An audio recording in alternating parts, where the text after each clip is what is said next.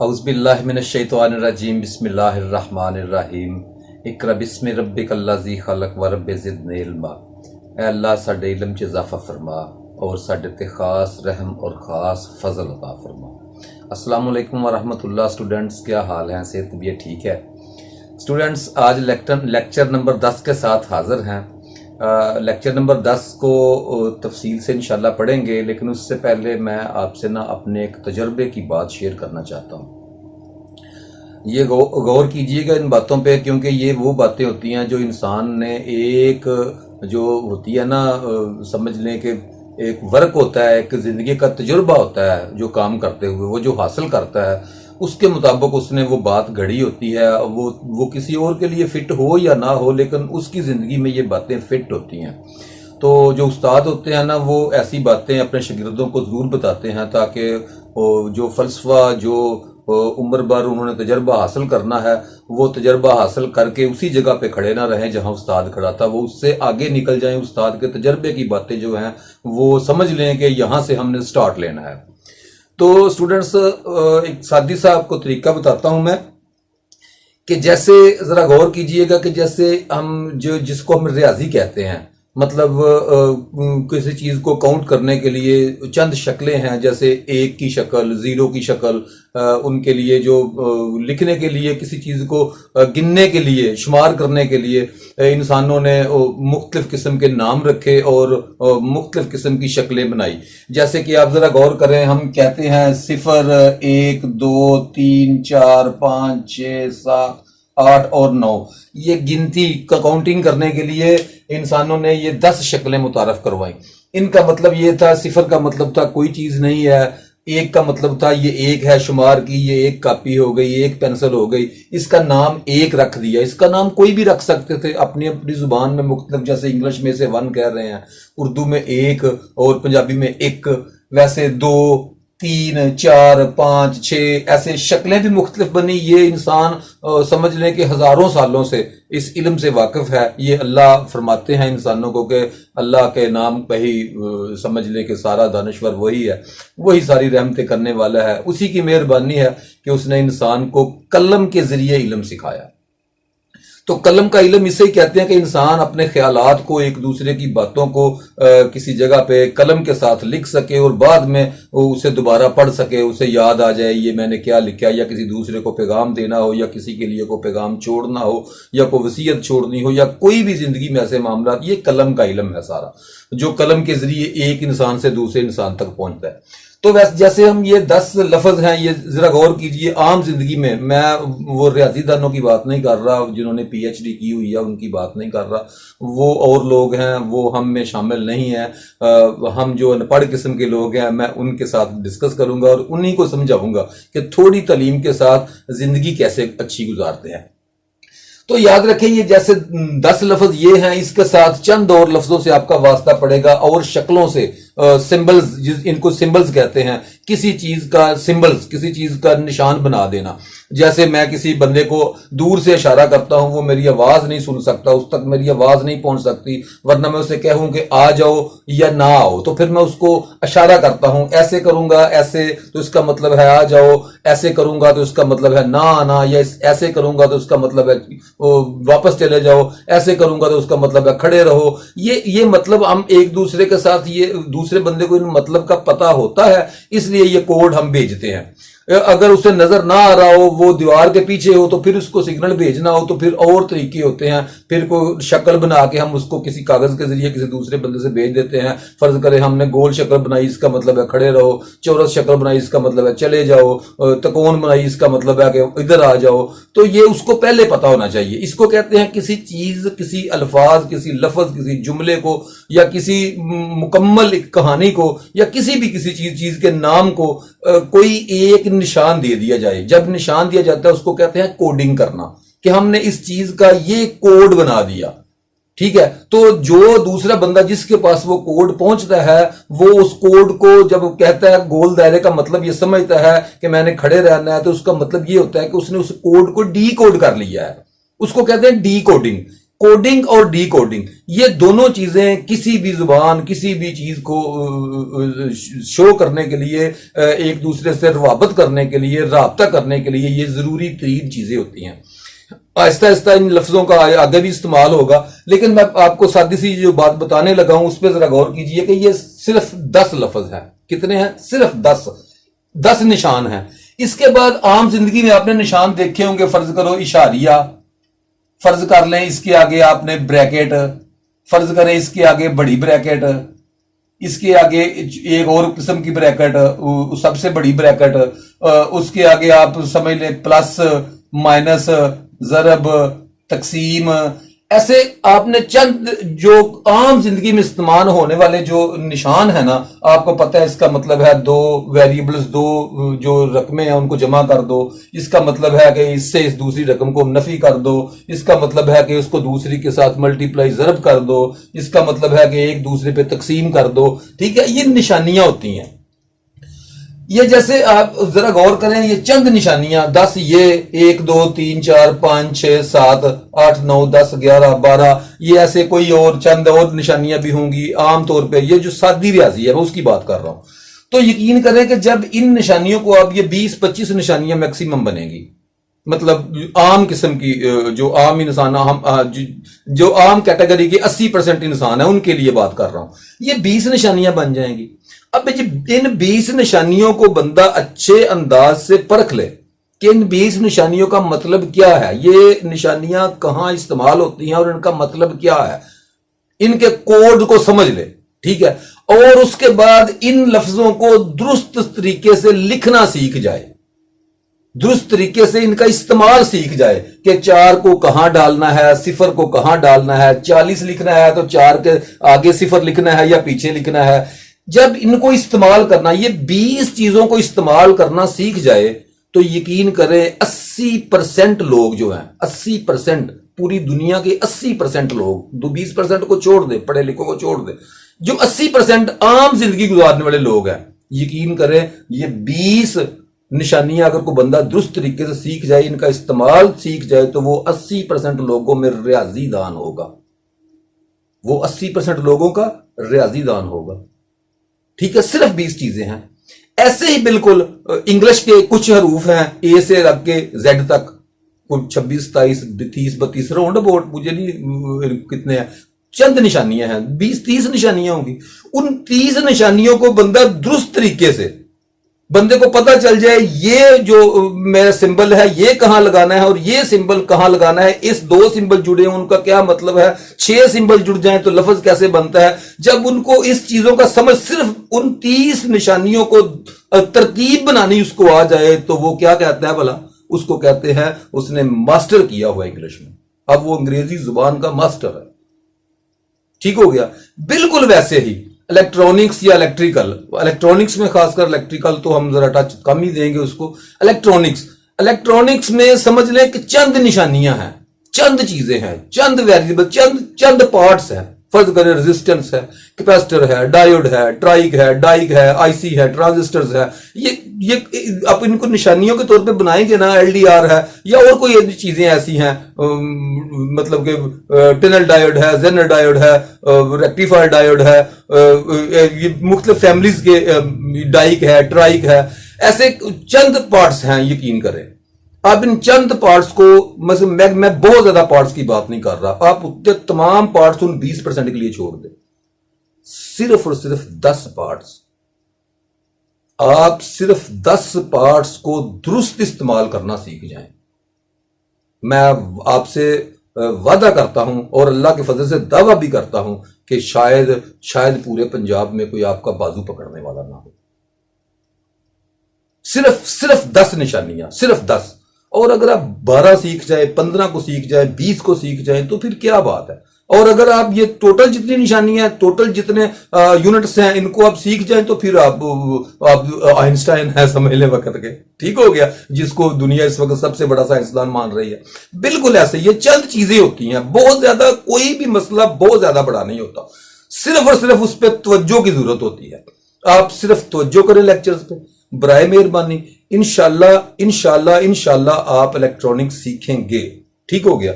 تو جتنا ہم نے پڑھا ہے لیکچر، اب 10 وہی سے شروع کرتے ہیں جہاں سے لیکچر نمبر 9 کو ختم کیا تھا. یہ میری ایک اپنی بات تھی جو میں نے آپ کو سنانی تھی. تو ہم پڑھ رہے تھے ریزسٹنس، کنڈکٹنس وغیرہ سب چیزوں کو. تو دوسرے یونٹس جو ہیں وہ کافی حد تک ہم نے پڑھ لیے. جتنے پڑھ لیے وہ آپ کی ڈائری میں مجھے امید ہے کہ لکھ لیے ہوں گے آپ نے، ایک نوٹ بک میں ان کی تفصیل لکھ لی ہوگی. لیکچرز کو دوبارہ سنتے ہوئے، سٹاپ کرتے ہوئے اپنے الفاظ میں ان کو لکھ لیا ہوگا. آپ کو پتہ چل جائے گا کہ میں نے کتنے یونٹس ابھی تک پڑھے ہیں، ان کا مجھے تعارف حاصل ہو گیا. تو اب اس سے تھوڑا سا آگے چلتے ہیں، آہستہ آہستہ یونٹس کو کھولتے جاتے ہیں تاکہ ہم عام زندگی میں استعمال ہونے والی چیزوں کو کیلکولیشن کیسے کرتے ہیں. تو آپ کو الیکٹرانکس میں نے آپ کو بتایا تھا کہ سب سے زیادہ جو پارٹس یوز ہوتا ہے وہ ریزسٹنس ہے، سب سے زیادہ. اس لیے میں ریزسٹنس پہ آپ کو بہت زیادہ کوشش کروں گا کہ بہت تفصیل سے سمجھاؤں. اور یہ جو میری بہت زیادہ تفصیل ہے نا، یہ سمجھ لیں کہ جو دنیا کا علم ہے نا اس وقت، جو دعویٰ کرتی ہے دنیا، اس کے 2% بھی نہیں ہے. ٹھیک ہو گیا. میں یہ دعویٰ نہیں کر رہا میں آپ کو پوری ریزسٹنس پڑھا دوں گا یا میں پوری ریزسٹنس کو جانتا ہوں. شاید ہو سکتا ہے میں بھی ہزاروں چیزوں کو نہ جانتا ہوں، لیکن جتنا جانتا ہوں مجھے اتنا پتا ہے کہ اللہ کے فضل سے جب ادھر جو میرے عام قسم کے ملنے والے ہیں، جن لوگوں میں بیٹھتا ہوں، اٹھتا ہوں، جن انجینئرز کے ساتھ بیٹھتا ہوں، پڑھے لکھوں کے ساتھ بھی بیٹھتا ہوں، وہ بھی اتنا نہیں جانتے ہوتے. ٹھیک ہے، یا ان کا نظریہ تھوڑا سا اور ہو جاتا ہے، وہ نظریے کو درست کرتے وہ خود پریشان ہو جاتے ہیں کہ سر یہ تو ہمیں تو ایسے سمجھ لگی تھی. ٹھیک ہے، تو آپ نے نا ان کو غور سے ذرا پڑھنا ہے، اس لیے کہ آپ کو سمجھ درست آ جائے. آپ کسی چیز کی جب وضاحت کرنے لگیں تو بہترین الفاظ میں اس کی وضاحت کر سکیں. تو ہم پڑھ رہے تھے ریزسٹنس اور کنڈکٹنس میں، پھر اسی موضوع پہ آؤں گا، ریزسٹنس اور کنڈکٹنس. تو پچھلے لیکچر میں نے آپ کو بتایا تھا کہ ہم پڑھیں گے اسپیسیفک ریزسٹنس کو. اسپیسیفک ریزسٹنس میں آپ کو ایک اس کے تفصیل تھوڑی سی بتاتا ہوں. یا میں نے آپ کو بتایا تھا کہ ریزسٹنس جو ہوتی ہے وہ کس وجہ سے، وہ کون سے عوامل ہیں جو اس میں ڈسٹربنس پیش کر سکتے ہیں. ریزسٹنس تو قدرتی طور پہ موجود ہوتی ہے.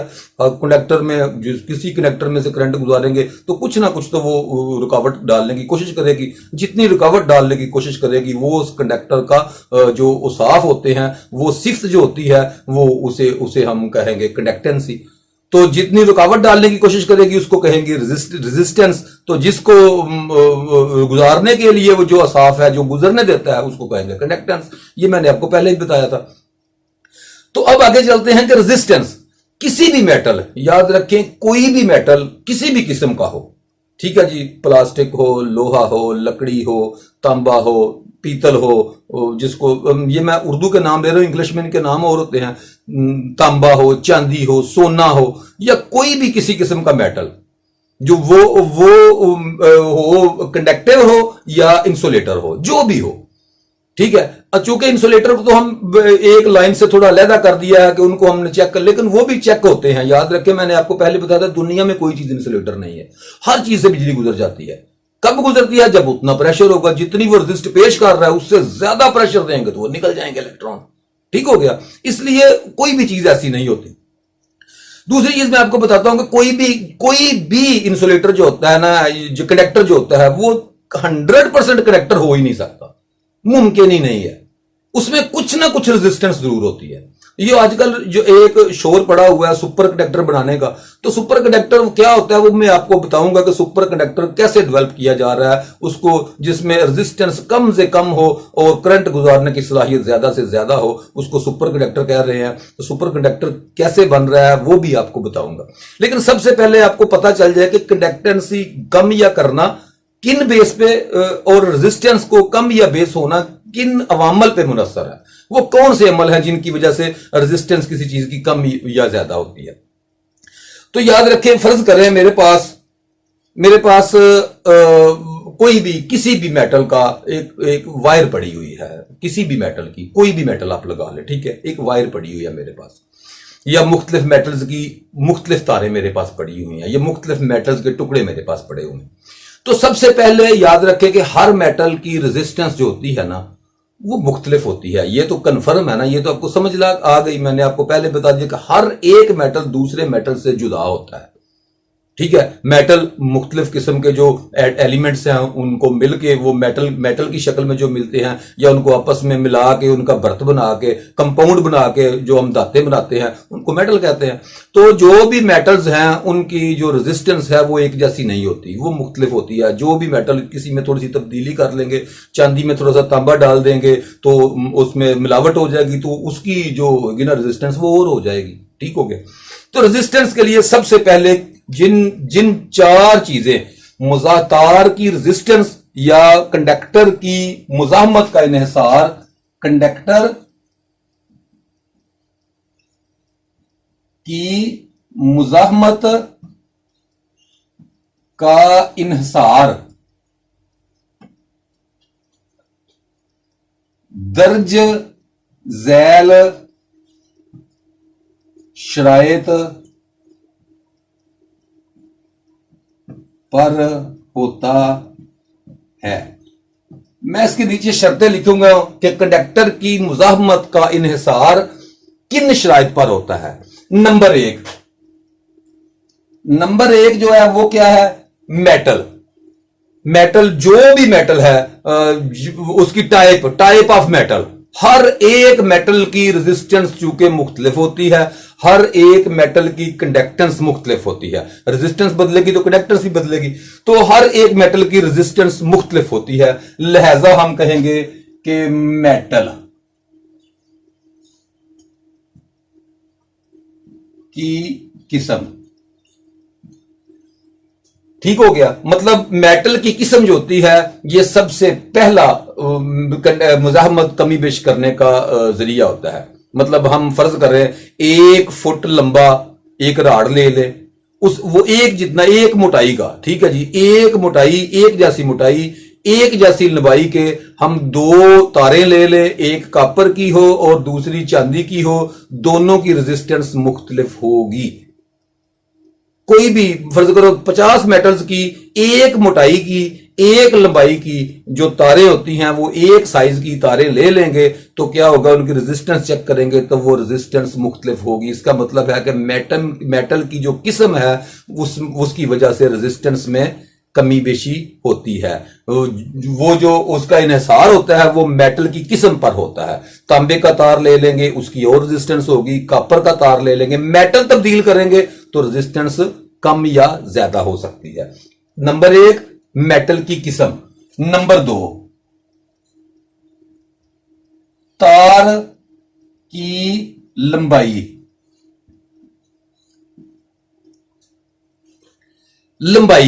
जितनी भी वो तार जिस तरफ से हम लंबाई, मतलब ये भी हो सकता है कि फर्ज करें मेरे पास एक डिब्बी है, ये समझ लें, ठीक है जी।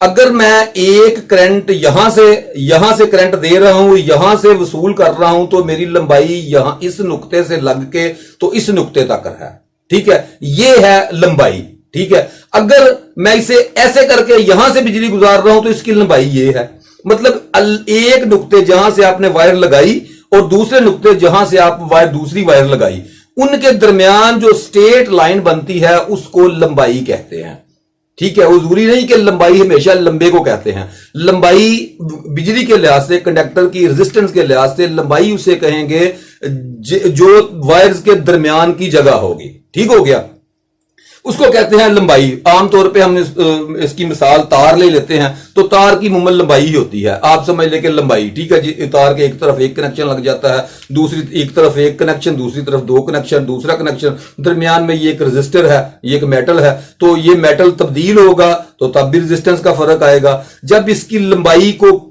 ये मार्कर के साथ एक और मार्कर लगा देंगे, इसकी लंबाई बढ़ जाएगी। जब इसकी लंबाई बढ़ेगी तब भी रेजिस्टेंस में तब्दीली आएगी, ठीक हो गया। क्यों तब्दीली आएगी? जितनी लंबाई बढ़ती जाएगी उतनी रेजिस्टेंस बढ़ती जाएगी, ठीक हो गया। जो रेजिस्टेंस का इन्हिसार है वो तार की लंबाई पर भी होता है, ठीक हो गया। तीसरा इन्हिसार होता है तार की मोटाई।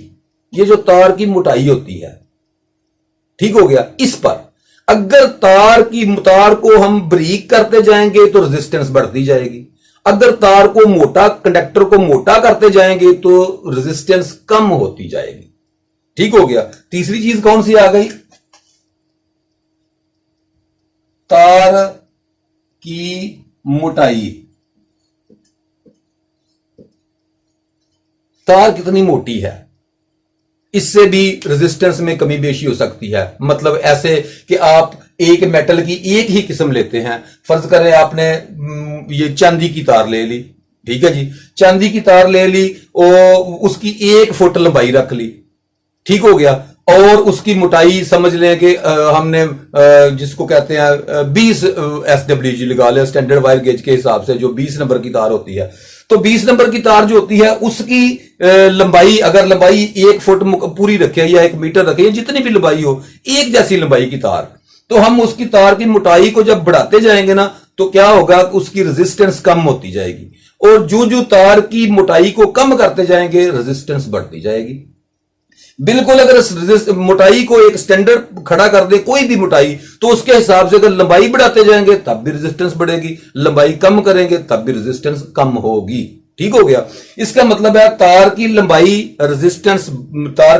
बढ़ने से रेजिस्टेंस बढ़ती है और तार की मोटाई बढ़ने से रेजिस्टेंस कम होती है। मतलब रेजिस्टेंस के लिहाज से लंबाई तनासब रास्त का अमल करती है, जैसे जैसे लंबाई बढ़ेगी वैसे वैसे रेजिस्टेंस बढ़ेगी। ये हो गया तनासब रास्त। तो तार की मोटाई क्या करती है, जैसे जैसे मोटाई बढ़ेगी रेजिस्टेंस कम होगी, जैसे जैसे मोटाई कम होगी वैसे वैसे रेजिस्टेंस बढ़ेगी। ये क्या हो गया, तनासब माकूस। ठीक है, इनवर्सली प्रोपोर्शनल जिसे कहते हैं। ये 3 चीजें तो कंफर्म है, ठीक है, 100% ज्यादातर ये 3 ही चीजें आती हैं। इसके बाद एक चौथा इन्हिसार भी है, एक चौथी शर्त भी है। वो चौथी शर्त कौन सी है, टेम्परेचर।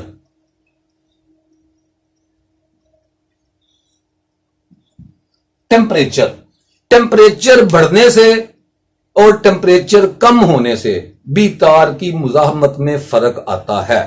एक जैसी मोटाई, एक जैसी लंबाई और एक किस्म की तार लेके, एक ही मेटल की तारें लेके, एक को कम टेम्परेचर 0 सेंटीग्रेड पे ठंडा कर लें और एक को 100 सेंटीग्रेड पे गर्म कर लें, दोनों की रेजिस्टेंस मुख्तलिफ होगी।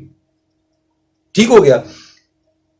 ये जो टेम्परेचर का असर है ना, ये 4 ही असर होते हैं। कोई भी रेजिस्टेंस का इन्हिसार जो मेटल्स होते हैं वो उनमें सिर्फ 4 ही शराइत होती हैं। कौन कौन सी, मेटल की किस्म, तार की लंबाई, तार की मोटाई और टेम्परेचर का असर। अब टेम्परेचर का असर जो होता है ना, ये थोड़ा सा ना समझ लें कि इसकी 2 शर्तें होती हैं।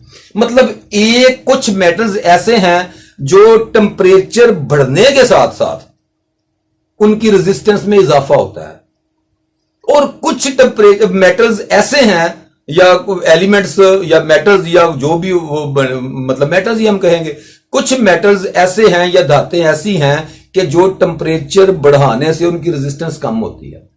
ये तनासब रास्त पे भी बाज धातों पे अमल करता है और बाज धातों पे तनासब मकूस पे अमल करता है। मतलब किसी में ऐसा होता है कि इसका टेम्परेचर ज्यादा करेंगे तो रेजिस्टेंस बढ़ जाएगी, तो टेम्परेचर कम करेंगे तो रेजिस्टेंस कम हो जाएगी। और कुछ धातों में ऐसा होता है कि टेम्परेचर ज्यादा करेंगे तो रेजिस्टेंस कम हो जाएगी और टेम्परेचर को कम करेंगे तो रेजिस्टेंस बढ़ जाएगी। ठीक है, ये दोनों, ये जिस भी धात पे टेम्परेचर बढ़ाने से रेजिस्टेंस में इजाफा हो उसे कहते हैं पॉजिटिव टेम्परेचर कोएफिशिएंट। क्या कहते हैं, पॉजिटिव टेम्परेचर कोएफिशिएंट।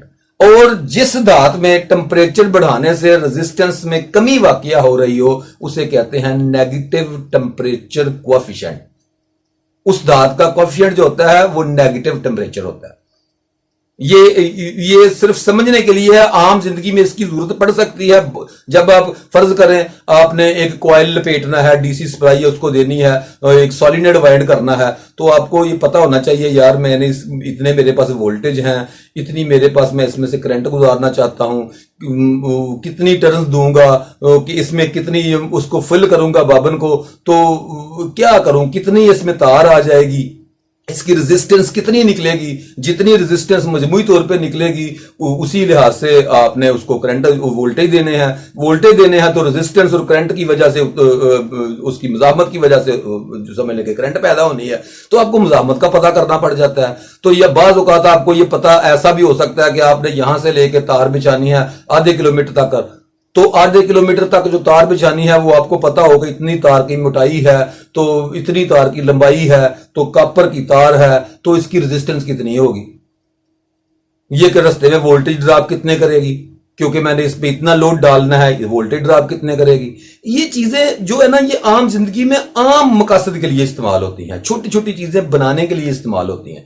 تو آپ نے نا ان کو اس لیے میں کہتا ہوں ذرا غور سے پڑھیں، یہ فیصلہ آپ پہ میں چھوڑتا ہوں کہ آپ نے ان چیزوں کو پریکٹیکل کس جگہ پہ کرنا ہے۔ آپ خود سوچیں کہ مجھے یہ ایک چیز ملی ہے یار، میں اس کو کہاں اپلائی کر سکتا ہوں، یا یہ مجھے پہلے تو نہیں پتا تھا، یا مجھے پتا بھی تھا تو فرض کریں پتا تھا تو آپ کو یہ بھی پتا ہوگا کہ اپلائی کہاں کہاں کیا جا سکتا ہے۔ عام زندگی میں بہت زیادہ اپلیکیشنز ہیں جن میں یہ استعمال ہوتی ہیں چیزیں۔ تو آپ ان کو نہ صرف یہ ذہن میں بٹھا لیں کہ میٹل کی قسم، ریزسٹنس میں تبدیلی، فرض کریں ایک رزسٹر لگا ہوا ہے کہیں پہ، اور یار آپ نے اسی سائز بھی آپ کا مجبوری ہے، اسی سائز کا آپ رزسٹر لگانا چاہتے ہیں، سب کچھ ویسا ہی چاہتے ہیں، مطلب کہ لمبائی بھی اتنی، موٹائی بھی اتنی، اس کی جو ہوتا ہے وہ ٹمپریچر بھی ایک جتنا ہی ہے وہاں، تو پھر آپ نے رزسٹنس کمی بیشی کرنی ہے تو کیا کریں گے آپ؟ تو آپ کو پتا ہونا چاہیے کہ رزسٹنس کی کمی بیشی پہلے سونے کی لگی ہوئی ہے، میں چاندی کی لگا دوں گا، کاپر کی لگا دوں گا، سلور کی لگا دوں گا، جس کو ہم ایلومینیم کہتے ہیں اس کی لگا دوں گا، نیکروم کی لگا دوں گا، کاربن کی لگا دوں گا، ہزاروں چیزیں ہو سکتی ہیں۔ آپ کو ہی پتا ہے میٹل تبدیل کرنے سے بھی ریزسٹنس میں فرق آتا ہے۔ یا اگر آپ کے پاس وہی میٹل ہے اور آپ نے ایک رزسٹر بنایا ہے، آپ کو پتا ہے یار اس کی ریزسٹنس ویلیو تھوڑی زیادہ ہے، میں نے تھوڑی سی ریزسٹنس ویلیو کم کرنی ہے، تو آپ کو پتا ہونا چاہیے کہ میں اس کا تھوڑا سا ڈایا میٹر بڑھا دوں گا، تھوڑی سی موٹی کر دوں گا تو ریزسٹنس کم ہو جائے گی، تھوڑی سی لمبائی کم کر دوں گا تو ریزسٹنس کم ہو جائے گی۔ ٹھیک ہو گیا؟ یہ چیزیں ذرا ذہن میں رکھیں اور ان کو ذرا سمجھنے کی کوشش کریں، کیونکہ یہ بہت جو لیکچرز ہیں نا، یہ چیزیں ہیں، یہ عام زندگی میں بہت زیادہ استعمال ہوتی ہیں۔ مسئلہ یہ ہے کہ لوگ ان کو انگلش میں پڑھا رہے ہوتے ہیں، تو انگلش میں پڑھنے کے باوجود، سمجھنے کے باوجود ہم اپلائی نہیں کر سکتے۔ یہاں تو ہم اردو اور پنجابی، ٹھیک ہو گیا، تو اردو پنجابی تو ہماری مادری زبان ہے نا یار، اردو بھی ہماری قومی زبان ہے، پنجابی ہماری مادری زبان ہے، اور بھی کہیں دنیا میں بیٹھے ہوں گے پنجابی سمجھنے والے، اردو سمجھنے والے، اور ہندی جو ہے وہ تقریباً اردو ہندی وغیرہ یہ ساری تقریباً ایک قسم کی ہیں، ایک زبان کو بندہ جانتا ہو دوسری زبان میں سے سمجھ آ جاتی ہے۔ تو کچھ چیزیں ایسی ہو سکتی ہیں جن کی سمجھ نہ لگے وہ آپ مجھ سے دوبارہ پوچھ سکتے ہیں۔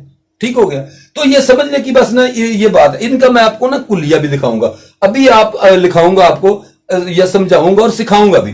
سب سے پہلے آپ نے یہ چار چیزیں بہت ان کو بار بار اپنے ذہن میں ریپیٹ کریں کہ میٹل جو ہوتا ہے وہ مزاحمت کا انحصار جو ہوتا ہے وہ کن چار شرائطوں پر ہوتا ہے، کہ مزاحمت کن وجہ سے بنتی ہے، کم بیش کن وجہ سے ہوتی ہے۔ تو ہم نے یہ چار وجہ اپنے ذہن میں بٹھا لینی ہے، یہ لکھ کے بھی رکھنی ہے، اور ان کو بار بار اپنے ذہن میں دہراتے رہنا ہے کہ یار کون سی چار چیزیں ہیں جن کی وجہ سے مزاحمت میں فرق آ سکتا ہے، ریزسٹنس میں فرق آ سکتا ہے۔ تو ریزسٹنس کا پتا ہو تو آپ کو پتا ہے 1 ریزسٹنس کریں تو کنڈکٹنس نکل آتی ہے، 1 کنڈکٹنس کریں تو ریزسٹنس نکل جاتی ہے، کیونکہ ریزسٹنس کنڈکٹنس کے الٹ ہوتی ہے۔